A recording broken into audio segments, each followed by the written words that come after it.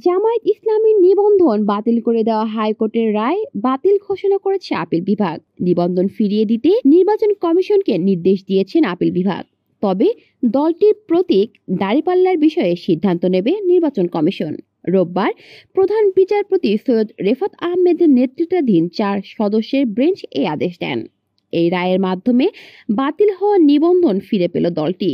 রায় শেষে প্রতিক্রিয়ায় জামায়াতের আইনজীবী অ্যাডভোকেট শিশির মনির বলেন, এক যুগের বেশি সময়ের আইনি লড়াইয়ের অবসান হলো। হাইকোর্টের রায়ের মাধ্যমে জামায়াত তার নিবন্ধন ফিরে পেল।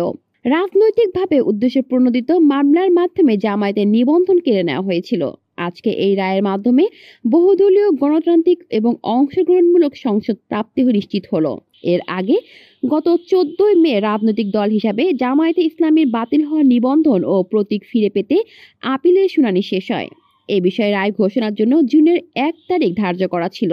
সেদিন আদালতে জামায়াতের পক্ষে শুনানি করেন ব্যারিস্টার এহসান আব্দুল্লাহ সিদ্দিক। তাকে সহযোগিতা করেন ব্যারিস্টার ইমরান আব্দুল্লাহ সিদ্দিক, অ্যাডভোকেট মোহাম্মদ শিশির মনির ও ব্যারিস্টার নাজিব মোমেন। কলি শিকদার, বাংলা নিউজ নেটওয়ার্ক।